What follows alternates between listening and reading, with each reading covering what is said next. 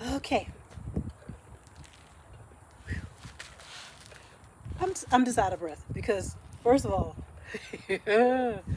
I went to where'd I go?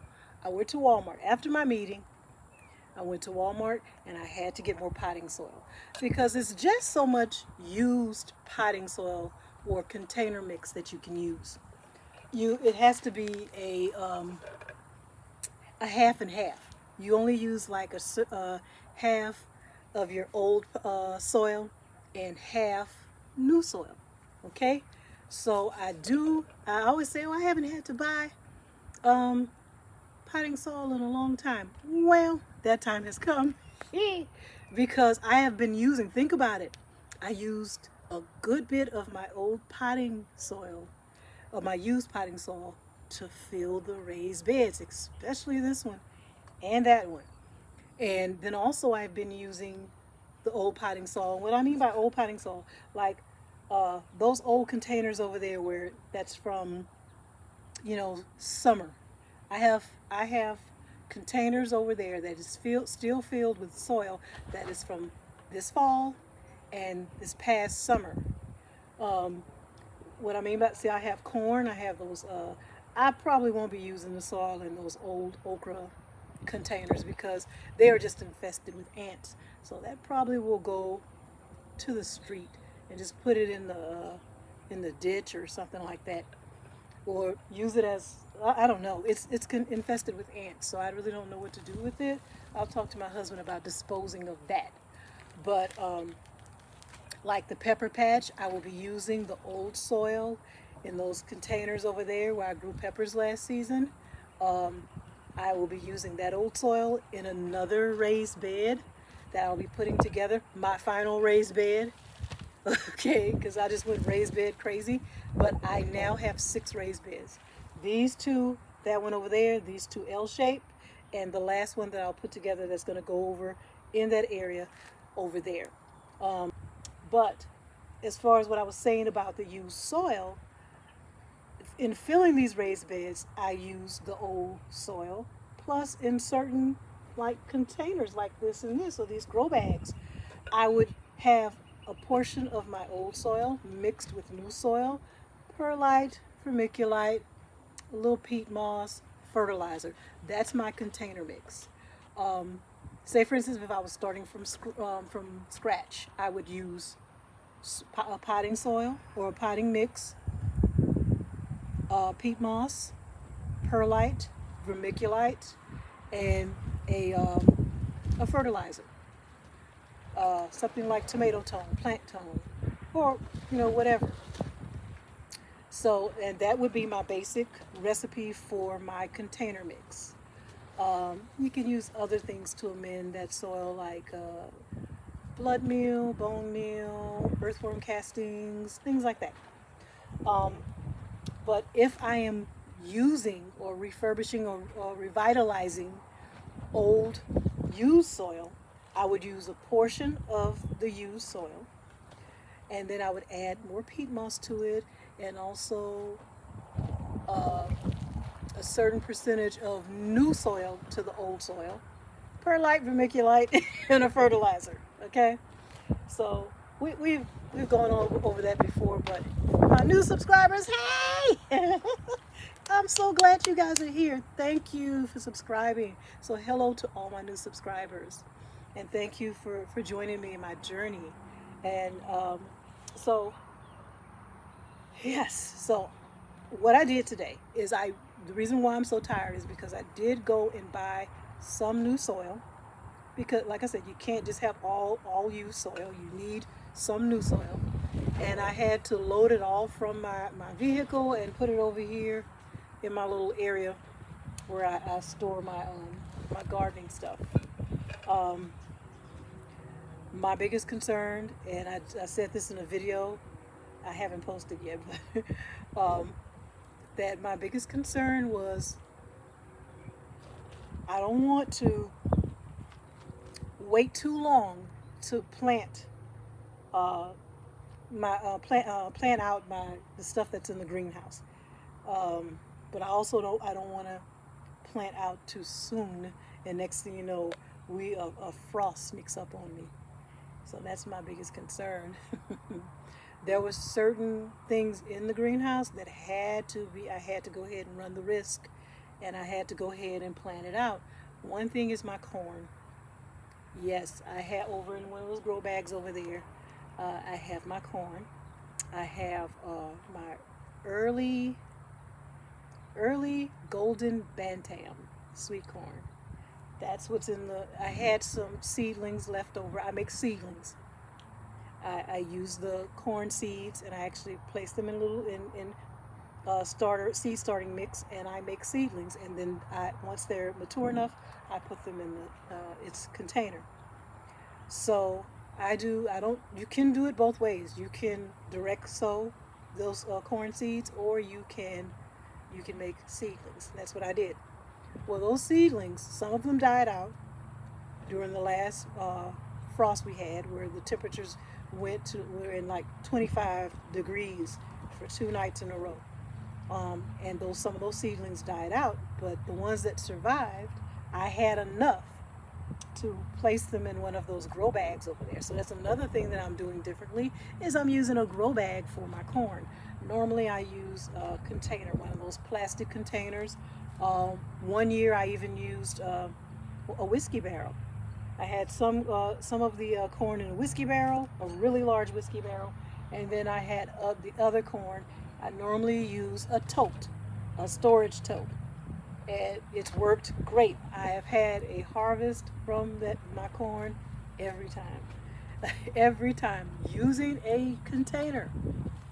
But this time I'm going to try a grow bag, and I've seen it done. So let's see what happens.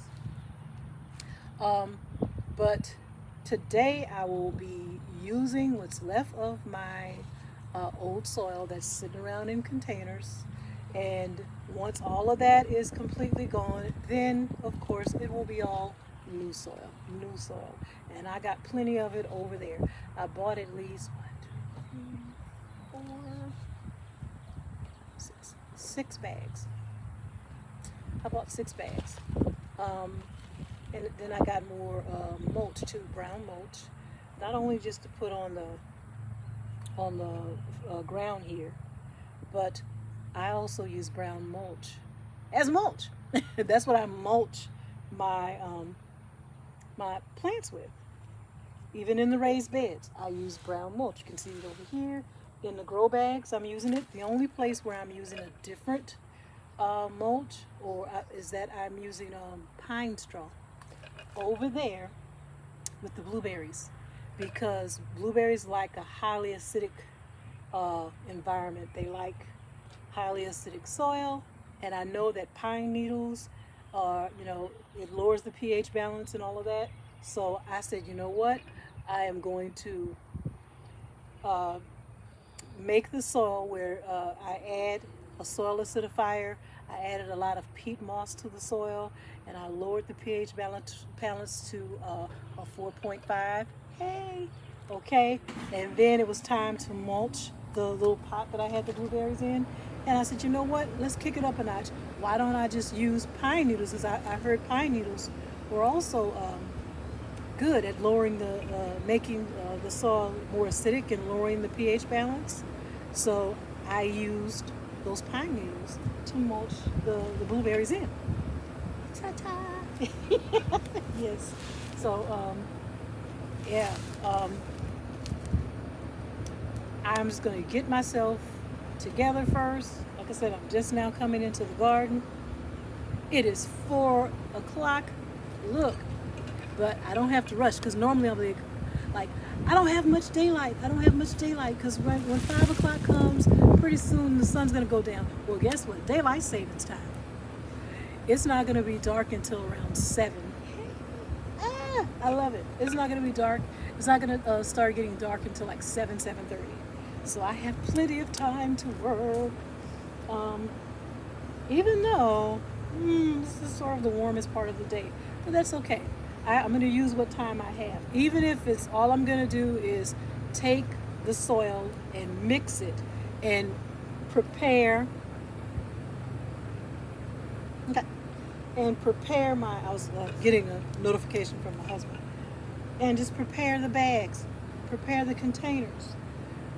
And once I have the containers ready and just have them sitting here, then when the time comes, I'll just bring those plants, those transplants and the seedlings out of the greenhouse and place them in their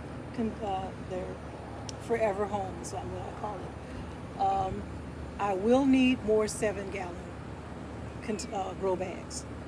That's already, it's in my basket. I haven't purchased them yet, but I get them from Amazon, and it's in my little shopping cart, okay?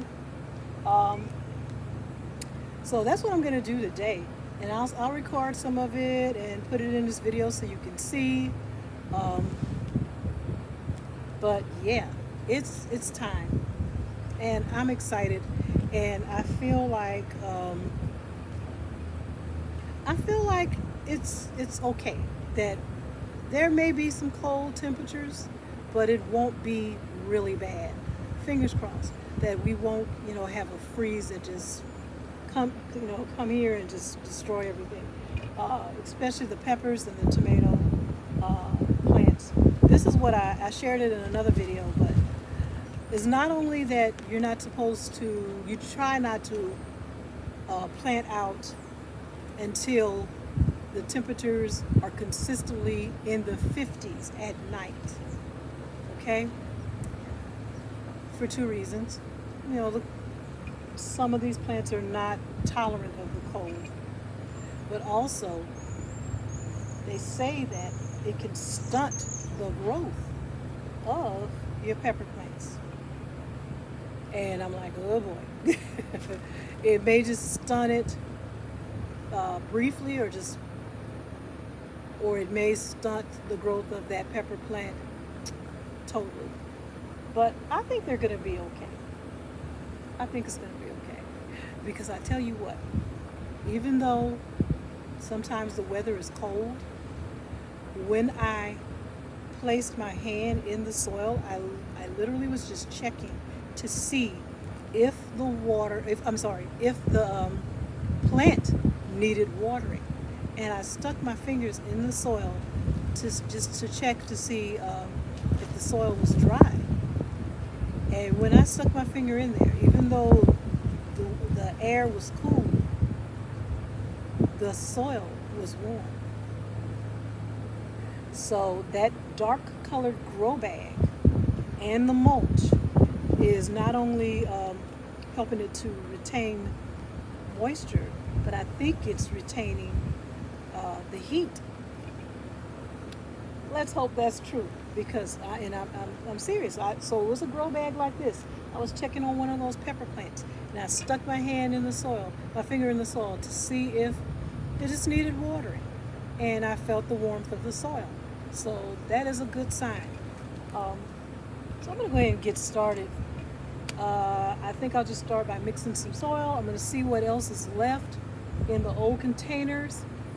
And then after that, it's just going to be all, once that is depleted, once I'm finished with all that, I'll be using just new soil. Yay! Okay, guys, let me get to work. Also, you know what I forgot to get when I was out there? I needed more of these. And I completely forgot. Got distracted. But these are the little tri-cornered tomato cages I will be using. And it's totally different from those wire cages that I used. If you get a bad quality one, they rust and they're so thin and flimsy. Normally I honestly don't use the tomato cage for tomatoes. They just don't work with tomatoes. I normally use the tomato cages with the pepper plants, and I use them, get this, with my cucumbers. Like for instance right here. And I mean those, the square ones. I'll show you what I'm talking about.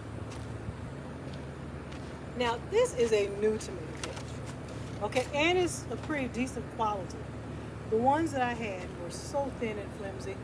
Matter of fact, they were taken by the garbage man just the other day. And I kid you not. I tried to hold on to them and say I'm going to use them, I'm going to reuse them, but they were so thin and flimsy. There wasn't anything I could do with them. But I just wanted to show you the type of tomato cage that I was referring to. One like this that has the four corners, the square ones, right? I'll use this for my cucumbers, and then what I do is I place 4 cucumbers plants at each pole, right? And so when it's time for them to start climbing up, they'll climb up each of the individual wire little poles.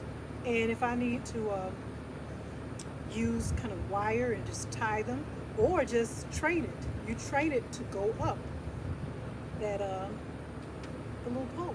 And I normally would put 4 in a container and use one of these, and it has worked for me several times.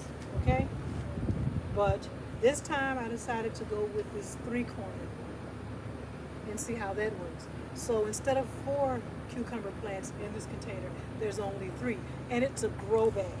I'll kind of pan down so you can see what I'm talking about. Okay, so as you can see, I have those 3 cucumber plants, and you can see what I mean about it being like triangular or a 3-cornered tomato cage. And so as you can see, there's a plant at each one of the poles. So when they start climbing, I'll just train it to go up the little pole there. And also if I need to use ties or whatever to tie it onto the pole, I'll do that. But we'll see how that works. Okay, everyone, I'm gonna go ahead and get started mixing my container mix. So the job today will be mixing container mix and just getting the containers and grow bags ready to start planting out more plants. So